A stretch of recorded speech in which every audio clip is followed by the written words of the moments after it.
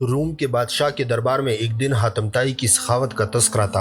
ایک شخص نے بتایا، حاتم طائی کے پاس ایک بہترین عمدہ نسل کا گھوڑا ہے جو ہوا کی رفتار سے دوڑتا ہے، خوبصورت اتنا ہے کہ جو بھی اسے دیکھتا ہے اس کی تعریف میں رتب و نساء ہو جاتا ہے۔ حاتم طائی کی تعریف سن کر بادشاہ بولا، جب تک کسی آدمی کو آزمایا نہ جائے اس وقت تک اس کے بارے میں کوئی رائے قائم کرنا خلاف عقل و شعور ہے۔ بادشاہ نے وزیر سے کہا کہ تم خود جاؤ اور حاتم طائی کی سخاوت کے بارے میں ہمیں معلومات فراہم کرو اور کسی ایسی چیز کا مطالبہ کرو جو اس کی نظر میں سب سے زیادہ قیمتی ہو۔ دربار میں ایک درباری نے کہا، حاتم طائی کے لیے سب سے زیادہ عزیز اور سب سے زیادہ قیمتی صبر رفتار ایک گھوڑا ہے۔ بادشاہ کو درباری کی یہ بات پسند آئی اور اس نے وزیر سے کہا، تم خود حاتم طائی کے پاس جاؤ اور اس سے خود گھوڑا مانگو۔ اگر وہ گھوڑے کا ایثار کر دیتا ہے تو حاتم یقیناً سخی ہے۔ کہتے ہیں روم سے چلا ہوا یہ وفد منزلیں طے کرتا ہوا رات کے وقت حاتم طائی کے گھر پہنچا۔ جس وقت یہ وفد وہاں پہنچا موسلادھار بارش ہو رہی تھی۔ گھپ اندھیرے میں بادلوں کی گرج ماحول کو خوفناک بنائے ہوئی تھی۔ ایسے خراب موسم میں گھر سے نکلنا بھی ممکن نہیں تھا۔ مہمانوں کی تواضع کرنا امر محال اور مشکل تھا، لیکن حاتم طائی نے میزبانی کا حق ادا کیا اور مہمانوں کی تواضع اور آرام و آرائش کا پورا انتظام کیا۔ دسترخوان پر لذیذ بھنا ہوا گوشت کھا کر مہمان خوش ہوئے اور انہوں نے اپنے اندر سفر کی تھکان کی جگہ توانائی محسوس کی اور گہری نیند سو گئے۔ صبح کے وقت بارش تھم چکی تھی، فضا گرد و غبار سے صاف تھی، درخت دھلے ہوئے تھے۔ اندر ناشتے کے دوران وزیر نے مہمان نوازی اور اظہار تشکر کے بعد اپنے آنے کا مقصد بیان کیا اور کہا، ہمارے بادشاہ کو آپ کے گھوڑے کے بارے میں بہت کچھ بتایا گیا ہے۔ گھوڑے کی تعریف سن کر بادشاہ چاہتا ہے کہ آپ اپنا گھوڑا بادشاہ کی خدمت میں نظر کر دیں۔ وزیر کی بات سن کر حاتم افسوس کے ساتھ ہاتھ ملنے لگا اور بہت افسردہ ہو کر بولا، اگر آپ گھوڑا ہی لینے آئے تھے تو یہ بات آپ کو آتے ہی بتا دینی چاہیے تھی، لیکن اب میں مجبور ہوں اس لیے کہ میرا پیارا گھوڑا اس دنیا میں نہیں ہے۔ آپ کو پتا ہے کہ پوری رات طوفانی بارش برستی رہی۔ میرے لیے یہ ممکن نہ تھا کہ چراگاہ یا گاؤں گوٹ سے ضیافت کے لیے کوئی جانور منگوا سکتا، لہٰذا میں نے گھوڑے کو ذبح کر دیا اور اس کا بھنا ہوا گوشت دسترخوان کی زینت بن گیا۔ وزیر حاتم طائی کی یہ بات سن کر حیران رہ گیا۔ بادشاہ کو جب یہ سارا واقعہ سنایا گیا تو اس نے بھی حاتم طائی کی خوب تعریف کی۔ حاتم طائی کے بارے میں ایک اور واقعہ منقول ہے کہ ایک بادشاہ نے حاتم طائی کی اتنی تعریف سنی کہ بادشاہ نے محسوس کیا کہ اس کی شہرت، اس کا نام اور اس کی عزت حاتم طائی سے کم ہے۔ بادشاہ کا دل بغض و عناد اور حسد سے بھر گیا۔ اس کے دل میں یہ وسوسہ آیا کہ جب تک حاتم طائی زندہ ہے مجھے حاتم سے زیادہ عزت و شہرت نہیں ملے گی۔ تخریبی ذہن کو استعمال کر کے اس نے ایک مفسد، چالاک، جنگ پسند، لالچی اور کینہ پرور شخص کو اس بات پر مامور کیا کہ وہ حاتم طائی کو قتل کر کے اس کا سر لے آئے۔ کہتے ہیں کرائے کا یہ قاتل بہرحم شخص اپنے ترکش کو تیروں سے بھر کر اور تیز دھار تلوار کو میان میں رکھ کر اس ملک کی طرف روانہ ہو گیا جہاں حاتم طائی رہتا تھا۔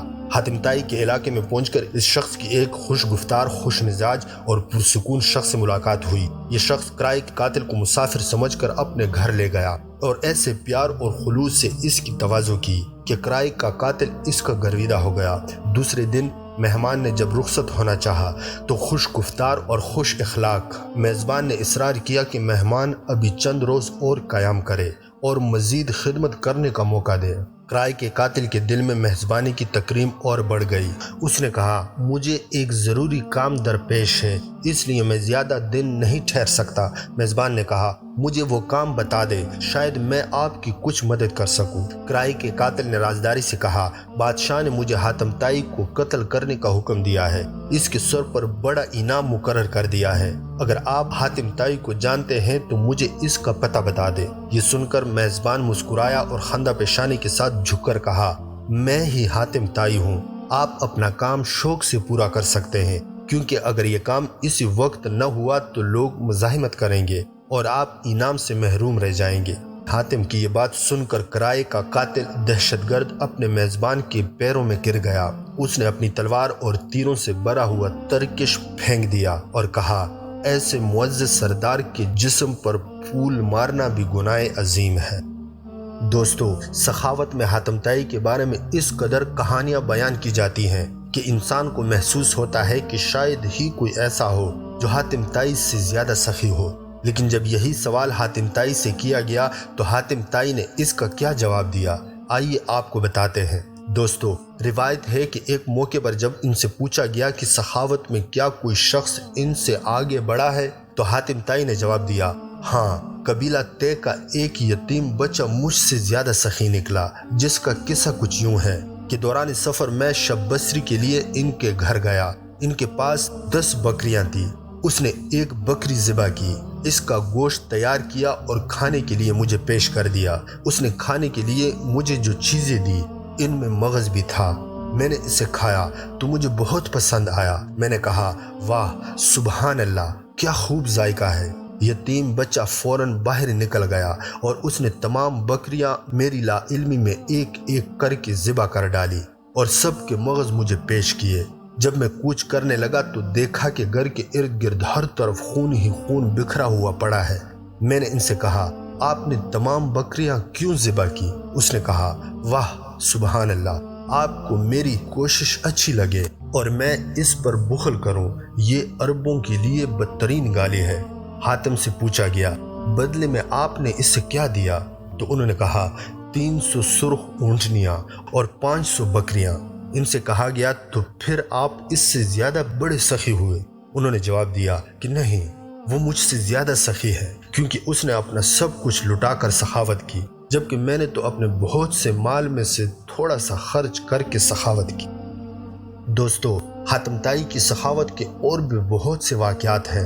ایک واقعہ جو حاتم کی سخاوت کے حوالے سے حاتم کی اہلیہ نے بیان کیا ہے، وہ بھی حاتم کی اہلیہ کی زبانی آپ کو بتاتے ہیں۔ آپ کو بتاتے چلے کہ حاتم کی اہلیہ کا نام معاویہ تھا، جو حاتم کی سخاوت کا واقعہ یوں بیان کرتی ہے کہ ایک مرتبہ شدید قحط پڑا، یہاں تک کہ بھوک سے سارے جانور بھی ہلاک ہو گئے۔ ایک رات ہم سخت بھوکے تھے اور بچے بھی بھوک کی شدت کے باعث رو رہے تھے۔ حاتم نے اپنے بیٹے عدی کو بہلانا شروع کیا اور میں نے صفانہ بیٹی کو بہلانا شروع کیا، یہاں تک کہ وہ سو گئے۔ پھر حاتم نے باتوں ہی باتوں میں میری دل جوئی شروع کی تاکہ میں بھی سو جاؤں۔ مجھے ان کی حالت زار پر رحم آیا اور میں نے یوں ظاہر کیا گویا میں سو گئی ہوں۔ اس نے بار بار پوچھا، کیا تم سو گئی ہو؟ میں نے جواب نہ دیا تاکہ اس سے میرے سو جانے کا یقین ہو جائے۔ حاتم یہ دیکھ کر خاموش ہو گیا۔ پھر اس نے خیمے کے باہر نظر دوڑائی اور اس نے دیکھا کوئی چیز اس کے قریب آ رہی ہے۔ اس نے سر اٹھا کر دیکھا تو وہ ایک عورت تھی جو یہ کہہ رہی تھی کہ میرے بچے بھوک سے بلک رہے ہیں، میں معصوم بچوں کے پاس سے اٹھ کر آئی ہوں۔ حاتم نے کہا، جاؤ ان بچوں کو لے آؤ، باخدا میں ان کو پیٹ بھر کر کھلاؤں گا۔ میں اٹھ بیٹھی۔ میں نے کہا، حاتم، یہ تم نے کیا کہا ہے؟ ان بچوں کو کیا کھلاؤ گے؟ تمہارے اپنے بچے تو بھوک کے مارے روتے روتے سو گئے۔ وہ خاموشی سے اٹھا، اپنے گھوڑے کے پاس گیا اور اسے ذبح کر ڈالا، پھر آگ جلائی، پھر اس پر گھوڑے کے گوشت کو بھونا اور اس عورت سے کہا، اپنے بچوں کو خوب کھلاؤ اور خود بھی کھاؤ، اور مجھے کہا، تم بھی اپنے بچوں کو جگاؤ۔ میں نے انہیں جگایا۔ اس نے کہا، باخدا یہ انتہائی کمینگی ہوگی کہ تم لوگ کھاؤ اور میرے قبیلے والے بھوکے رہیں۔ چنانچہ وہ اپنے قبیلے کے ہر گھر میں گیا اور ان کو دعوت دی کہ جہاں آگ جل رہی ہے وہاں آئیں اور ضیافت میں شامل ہو۔ سب جمع ہو گئے، سب نے پیٹ بھر کر کھایا۔ حاتم اپنی چادر سے اپنا منہ ڈھانپ کر ایک طرف بیٹھ گیا۔ تمام لوگوں نے خوب سیر ہو کر کھایا، لیکن حاتم نے ایک لقمہ بھی اپنے منہ میں نہ ڈالا۔ دوستو، ذرا تصور کرے کہ حاتم کی جگہ کوئی بھی شخص ہوتا تو کیا وہ ایسا کر سکتا تھا کہ اپنے پاس کچھ بھی نہیں ہے، اپنے بچے بھوکے سوئے ہیں اور ایک ماں کی سسکیوں کی وجہ سے اپنا گھوڑا جو اس کی سواری کا گھوڑا تھا ذبح کر ڈالا، اور پھر سخاوت کی انتہا یہ کہ وہ سارا گوشت قبیلے کے لوگوں کو کھلا دیا، ورنہ کوئی اور ہوتا تو گوشت کو اپنے لیے بچا کر رکھتا تاکہ کچھ دنوں تک تو گھر کا چولہا جلتا رہے گا۔ لیکن حاتم کی سخاوت نے یہ گوارا نہ کیا اور اس نے تمام قبیلے کے لوگوں کو وہ کھلا دیا۔ دوستو، حاتم کی اس سخاوت کے بارے میں آپ کی رائے کیا ہے؟ کمنٹ میں ضرور بتائیے گا۔ دوستو، بات کی جائے حاتم طائی کی مہمان نوازی کی تو حاتم کی مہمان نوازی بھی بے مثال تھی۔ روایات بتاتی ہیں کہ حاتم طائی کے گھر کوئی بھی مہمان جاتا وہ اس کی عزت و تکریم میں کوئی کسر نہ اٹھا رکھتے تھے۔ بلکہ وہ خود مہمانوں کی تلاش میں لگے رہتے تھے اور آگ روشن کر کے ان کو آوازیں دیا کرتے تھے، بلکہ اپنے غلام کو خوشخبری دیتے تھے کہ اگر اس آگ کی وجہ سے کوئی مہمان ہمارے گھر آ گیا تو تم آزاد ہو جاؤ۔ حاتم طائی کا ایک اور واقعہ منقول ہے۔ کہتے ہیں حاتم طائی کی سخاوت کے چرچے دور دور تک پھیلے ہوئے تھے۔ ہر ضرورت مند مدد کے لیے حاتم کے پاس ہی جاتا۔ یہ دیکھ کر بادشاہ حسد کا شکار ہو گیا اور حاتم طائی کو ختم کرنے کا پروگرام بنایا اور اپنی فوج کے ساتھ حاتم کے علاقے پر حملہ کر دیا۔ حاتم طائی کو یہ جان کر بہت دکھ ہوا۔ وہ نہیں چاہتا تھا کہ بے گناہ لوگ مارے جائیں، اس لیے اس نے اپنا شہر چھوڑنے کا فیصلہ کیا اور پہاڑوں میں جا کر چھپ گیا۔ بادشاہ اپنی فوج کے ساتھ جب شہر میں داخل ہوا تو کسی نے اس کی فوج کا مقابلہ نہ کیا، کیونکہ حاتم طائی شہر چھوڑ کر چلا گیا تھا۔ بادشاہ نے حاتم کا تمام مال و اسباب لوٹ لیا اور ساتھ ہی بادشاہ نے یہ اعلان کر دیا کہ جو شخص حاتم کو ڈھونڈ کر لائے گا اس کو بہت بڑا انعام دیا جائے گا۔ حاتم نے پہاڑ کی ایک کھو میں پناہ لے رکھی تھی۔ ایک روز پہاڑ کی اسی کھو کے قریب ایک بوڑھا لکڑہارا اور اس کی بیوی لکڑیاں کاٹ رہی تھی۔ وہ بہت غریب تھے۔ لکڑہارے کی بیوی حسرت سے بولی، کاش حاتم طائی ہمارے ہاتھ لگ جاتا تو ہم اسے بادشاہ کے حوالے کر کے انعام پا لیتے اور آرام کی زندگی بسر کرتے۔ لکڑہارا بولا، فضول بات مت سوچو، ہماری ایسی قسمت کہاں کہ حاتم ہمارے ہاتھ لگ جائے اور ہم انعام حاصل کر کے آرام سے زندگی بسر کر سکیں۔ حاتم طائی کھو کے اندر بیٹھا یہ باتیں سن رہا تھا۔ اس نے سوچا کہ اس بے سر و سامانی کی حالت میں ان کے کام آ سکتا ہوں۔ چنانچہ وہ کھو سے باہر آیا اور بوڑھے میاں بیوی سے بولا، میں ہی حاتم ہوں، مجھے بادشاہ کے پاس لے چلو اور اس کے حوالے کر کے انعام حاصل کر لو، جلدی کرو، اگر کسی اور نے مجھے دیکھ لیا تو پھر تم ہاتھ ملتے رہ جاؤ گے۔ حاتم کی باتیں سن کر لکڑہارا بولا، بے شک ہم غریب ہیں مگر اتنے ظالم نہیں کہ تمہیں بادشاہ کے حوالے کر کے انعام حاصل کریں۔ حاتم نے کہا، ارے بھائی، یہ ظلم نہیں، تم مجھے زبردستی پکڑ کر تو نہیں لے جا رہے ہو، میں تو اپنی خوشی سے تمہارے ساتھ جانے کو تیار ہوں، تم مجھے نیکی اور خدمت کا موقع دو گے۔ حاتم نے ان کو آمادہ کرنے کی بہت کوشش کی لیکن لکڑہارا کسی صورت نہ مانا۔ لکڑہارا اور حاتم اسی بحث میں مصروف تھے کہ کچھ اور لوگ حاتم کو تلاش کرتے ہوئے ادھر آ نکلے۔ انہوں نے حاتم کو پہچان لیا اور اسے پکڑ کر بادشاہ کے پاس لے گئے۔ بوڑھا اور اس کی بیوی بھی ان لوگوں کے پیچھے پیچھے چل پڑے۔ بادشاہ کے دربار میں پہنچ کر ہر شخص یہ دعویٰ کر رہا تھا کہ حاتم کو اس نے پکڑا ہے، وہی انعام کا مستحق ہے۔ بہت سارے دعوے داروں کی وجہ سے بادشاہ کے لیے فیصلہ کرنا مشکل ہو گیا۔ آخر بادشاہ نے حاتم سے کہا، تم ہی بتاؤ کہ تمہیں پکڑ کر لانے والا کون ہے تاکہ اسے انعام کی رقم دی جائے۔ حاتم بولا، حضور والا، سچ تو یہ ہے کہ مجھے پکڑنے والا بوڑھا لکڑہارا ہے جو چپ چاپ پیچھے کھڑا یہ تماشا دیکھ رہا ہے، باقی لوگ انعام کے لالچ میں جھوٹ بول رہے ہیں۔ لکڑہارا بولا، حضور والا، سچ تو یہ ہے کہ میں بھی حاتم کو پکڑ کر نہیں لایا بلکہ یہ خود آیا ہے۔ پھر لکڑہارے نے بادشاہ سلامت کو ساری بات بتائی۔ بادشاہ کو جب حقیقت معلوم ہوئی تو اس نے حاتم سے کہا، میں تمہاری شہرت سے تمہارا دشمن بن گیا تھا، مجھے افسوس ہے، تم واقعی عظیم انسان ہو جو ہر حال میں دوسروں کی مدد اور خدمت کے لیے تیار رہتے ہو، میں تم سے اپنے کیے کی معافی مانگتا ہوں۔ اس کے بعد بادشاہ نے لکڑہارے کو انعام دیا اور حاتم کا سارا علاقہ اسے واپس کرنے کا اعلان کیا۔ دوستو، آپ نے حاتم طائی کی سخاوت کے واقعات ملاحظہ فرمائے۔ اب ذکر کرتے ہیں حاتم طائی کے بیٹے اور بیٹی کے اسلام لانے کا واقعہ۔ تاریخی روایات کے مطابق حاتم طائی کی وفات رسول اکرم صلی اللہ علیہ وآلہ وسلم کی ولادت کے 8ویں سال ہوئی تھی اور حاتم طائی کی وفات کے بعد ان کے قبیلے کی سلطنت کی ذمہ داری ان کے بیٹے عدی کو سونپ دی گئی اور پورے قبیلے نے اپنی آمدنی کا چوتھائی حصہ ان کے لیے مخصوص کر دیا اور ان کے حکمران بننے پر خوشی کا اظہار کیا۔ آپ کو حضرت عدی بن حاتم رضی اللہ تعالیٰ عنہ کے اسلام لانے کا واقعہ انہی کی زبانی سناتے ہیں جو انہوں نے خود اپنے قبول اسلام کے حوالے سے بیان کیا ہے۔ حضرت عدی رضی اللہ تعالیٰ عنہ اپنی کہانی بیان کرتے ہوئے فرماتے ہیں، اس وقت میں نے محمد صلی اللہ علیہ وآلہ وسلم کی نبوت اور ان کے دعوتی سرگرمیوں کا حال سنا۔ اس وقت عرب کے کسی شخص کو مجھ سے زیادہ ان کے ساتھ نفرت نہ تھی۔ میں اپنے قبیلے سے مال غنیمت کا چوتھائی وصول کیا کرتا تھا، جس طرح میرے علاوہ دوسرے سردار اپنے قبائل سے وصول کیا کرتے تھے۔ جب میں نے رسول اکرم صلی اللہ علیہ وآلہ وسلم کا ذکر سنا تو مجھے سخت ناگوار گزرا، اور جب ان کی قوت و شوکت میں غیر معمولی اضافہ ہو گیا اور ان کے لشکر اور فوجی دستے عرب کے مشرق سے لے کر مغرب تک دھاوا مارنے لگے، تو میں نے اپنے غلام کو جو میرے اونٹ چرایا کرتا تھا ہدایات کی کہ میرے سفر کے لیے چند تندرست و توانا اور سیدھی سادی اونٹنیاں ہر وقت تیار رکھو اور انہیں میرے قریب باندھ دو، اور جب سنو کہ محمد کا لشکر ان کا کوئی فوجی دستہ اس علاقے میں داخل ہو گیا ہے تو مجھے اس کی خبر کر دو۔ ایک دن صبح کے وقت غلام نے مجھ سے کہا، آقا آپ اپنے علاقے میں محمد کے سواروں کی آمد پر جو کچھ کرنے کا ارادہ رکھتے ہیں اب اسے کر گزریے۔ میں نے وجہ پوچھی تو اس نے بتایا، میں نے کچھ جھنڈے اس علاقے میں حرکت کرتے ہوئے دیکھے ہیں، ان کے متعلق دریافت کیا تو معلوم ہوا کہ یہ محمد صلی اللہ علیہ وآلہ وسلم کا لشکر ہے۔ میں نے اس سے کہا، جن اونٹیوں کو تیار رکھنے کا میں نے تم کو حکم دیا تھا انہیں فوراً میرے پاس لے آؤ۔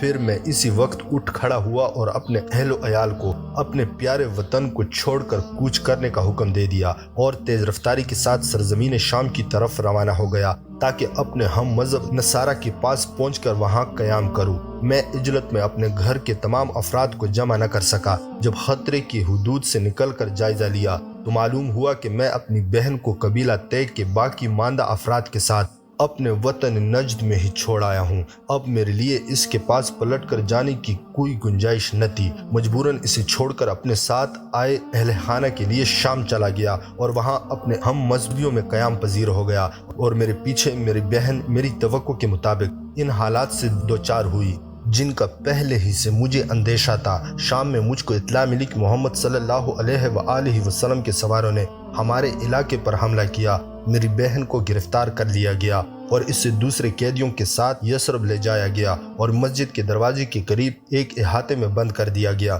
مجھے یہ اطلاع بھی ملی کہ ایک دن نبی کریم صلی اللہ علیہ وآلہ وسلم کا گزر میری بہن کی طرف سے ہوا تو اس نے اٹھ کر ان سے عرض کیا، اے اللہ کے رسول، میرے والد فوت ہو چکے ہیں، میرا سرپرست غائب ہے، آپ مجھ پر احسان کیجئے، اللہ آپ پر احسان کرے گا۔ تو رسول صلی اللہ علیہ وآلہ وسلم نے اس سے پوچھا، کون ہے تمہارا سرپرست؟ وہ بولی، عدی بن حاتم۔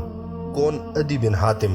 اللہ اور اس کے رسول سے بھاگنے والا۔ اتنا کہہ کر رسول صلی اللہ علیہ وآلہ وسلم اسے اس کے حال پر چھوڑ کر آگے بڑھ گئے۔ دوسرے روز بھی جب آپ کا گزر اس کی طرف سے ہوا تو اس نے دوبارہ وہی باتیں کہیں جو کل کہی تھی، اور آپ صلی اللہ علیہ وآلہ وسلم نے وہی جواب دیا جو کل دے چکے تھے۔ اور جب تیسرے دن آپ صلی اللہ علیہ وآلہ وسلم ادھر سے گزرے، چونکہ وہ مایوس ہو چکی تھی اس لیے خاموش رہی، آپ صلی اللہ علیہ وآلہ وسلم سے کچھ نہیں کہا، تو رسول صلی اللہ علیہ وآلہ وسلم کے پیچھے سے ایک شخص نے اشارہ کیا کہ اٹھ کر رسول صلی اللہ علیہ وآلہ وسلم سے بات کرو۔ چنانچہ اس نے کہا، اے اللہ کے رسول، میرا باپ فوت ہو چکا ہے اور میرا سرپرست لاپتہ ہے، آپ صلی اللہ علیہ وآلہ وسلم میرے اوپر احسان فرمائیے، اللہ تعالیٰ آپ پر احسان فرمائے گا۔ آپ صلی اللہ علیہ وآلہ وسلم نے احسان فرماتے ہوئے اس کی رہائی کا حکم صادر فرما دیا۔ رہائی پا کر اس نے کہا، میں اپنے گھر والوں کے پاس شام جانا چاہتی ہوں۔ نبی کریم صلی اللہ علیہ وآلہ وسلم نے اس سے کہا، جب تک تمہارے قبیلے کا کوئی قابل اعتماد آدمی نہیں مل جاتا روانگی میں جلدی نہ کرنا، اور جب کوئی قابل اعتماد شخص مل جائے تو مجھے بتانا۔ اب وہ مدینہ میں ٹہری رہی۔ اس دوران کچھ لوگوں کا وفد وہاں آیا جس میں ایسے لوگ بھی شامل تھے جن کے اوپر وہ اعتماد کر سکتی تھی۔ اس نے بارگاہ نبوی میں عرض کیا کہ میرے قبیلے کے کچھ لوگ یہاں آئے ہیں، مجھے ان کے اوپر مکمل اعتماد ہے، وہ مجھے میری منزل تک پہنچا دیں گے۔ نبی اکرم صلی اللہ علیہ وآلہ وسلم نے اس سے پہننے کے لیے کپڑے، سواری کے لیے اونٹنی اور بقدر ضرورت زیادہ رات دے کر رخصت کیا اور وہ ان کے ساتھ روانہ ہو گئی۔ عدی رضی اللہ تعالیٰ عنہ نے سلسلہ بیان جاری رکھتے ہوئے کہا، ادھر شام میں ہم کو برابر اس کے حالات کی اطلاع ملتی رہتی تھی اور ہم اس کے شام پہنچنے کے منتظر تھے، حالانکہ میں نے محمد صلی اللہ علیہ وآلہ وسلم کے مقابلے میں جو رویہ اپنایا تھا اس کے پیش نظر ہمارے دل ان اطلاعات کی تصدیق کرنے پر آمادہ نہیں تھے جو میری بہن کے ساتھ محمد صلی اللہ علیہ وآلہ وسلم کے اس احسان عظیم کے سلسلے میں ہم تک پہنچ رہی تھی۔ انہی حالات میں ایک روز اپنے گھر والوں کے ساتھ بیٹھا تھا کہ اچانک میری نگاہ ایک عورت پر پڑی جو اپنے حدج میں بیٹھی ہماری طرف آ رہی تھی۔ میرے دل نے کہا یہ حاتم کی بیٹی ہے، یعنی میری بہن ہے۔ جب وہ کچھ اور قریب آئی تو ہم نے اسے صاف طور پر پہچان لیا، وہ واقعی میری بہن تھی۔ وہ ہمارے پاس پہنچ کر سواری سے اترتی ہی خفگی کے لہجے میں بولی، بے مروت ظالم، تو نے اپنی بیوی اور بچوں کو تو اپنے ساتھ لے لیا اور اپنے باپ کی اولاد اور اپنی عزت کو پیچھے چھوڑ کر چلا آیا۔ میں نے کہا، پیاری بہن، صرف اچھی باتیں کہو، اور میں اس سے راضی کرنے لگا۔ آخر کار وہ مجھ سے راضی ہو گئی اور پھر اس نے سارے حالات تفصیل سے بیان کیے جو بالکل وہی تھے جو ہم کو پہلے پہنچتے رہے تھے۔ پھر میں نے اس سے مشورہ کرتے ہوئے پوچھا، اس شخص یعنی محمد کے متعلق تمہاری کیا رائے ہے؟ اس نے کہا، میری رائے یہ ہے کہ تم جلد از جلد ان کی خدمت میں پہنچ جاؤ۔ اگر واقعی وہ نبی ہیں تو تمہارے جیسے آدمی کا ان کی تصدیق و تائید میں پیچھے رہ جانا بڑی افسوسناک بات ہوگی، اور اگر وہ بادشاہ ہیں تو ان کے یہاں تمہاری ناقدری نہیں ہوگی۔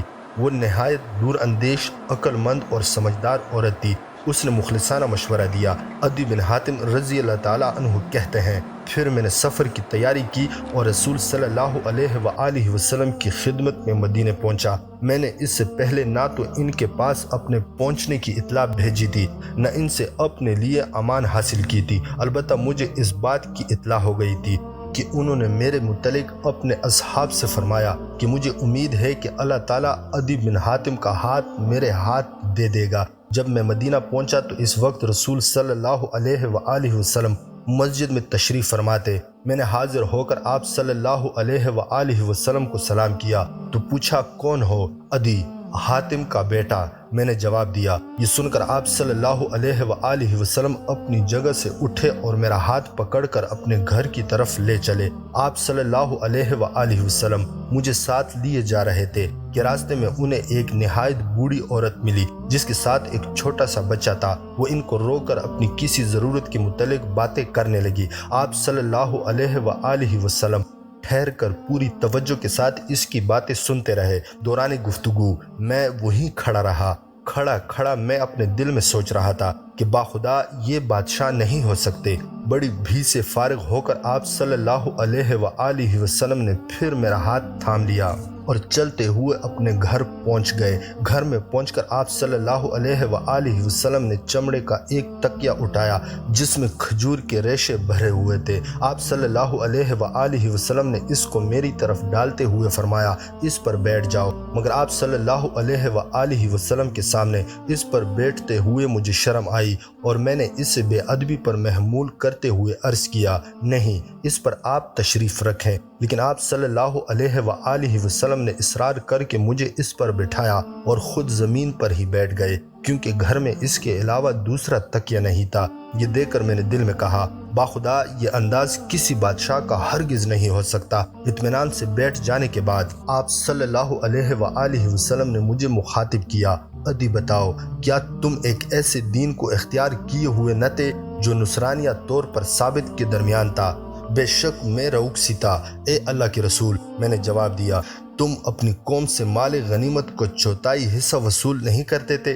کیا تم ان سے وہ مال نہیں لیتے تھے جو تمہارے دین میں حلال نہ تھا؟ آپ صلی اللہ علیہ وآلہ وسلم نے دوبارہ فرمایا، ہاں اللہ کے رسول، میں ایسا کرتا تھا، اور اس وقت مجھے یقین ہو گیا کہ یہ نبی مرسل ہیں۔ اس کے بعد آپ صلی اللہ علیہ وآلہ وسلم نے فرمایا، عدی، شاید تم اس دین کو قبول کرنے سے اس لیے ہچکچا رہے ہو کہ آج مسلمان مفلس اور تنگ دست ہیں، لیکن خدا کی قسم وہ وقت بہت جلد آنے والا ہے جب ان کے یہاں مال و دولت کی اتنی فراوانی ہو جائے گی کہ اس سے کوئی لینے والا نہیں ہوگا۔ یا شاید تم اس دن میں داخل ہونا اس لیے ناپسند کرتے ہو کہ آج مسلمانوں کی تعداد کم اور ان کے دشمنوں کی تعداد زیادہ ہے، لیکن خدا کی قسم عنقریب تم سنو گے کہ ایک عورت تن تنہا اپنے اونٹ پر سوار ہو کر حج بیت اللہ کے لیے قادسیہ سے نکلتی ہے اور دوران سفر اس سے خدا کے سوا کسی کا خوف نہیں محسوس ہوتا۔ یا شاید اس دین کو قبول کرنا تم کو اس لیے گوارا نہیں کہ تم دیکھ رہے ہو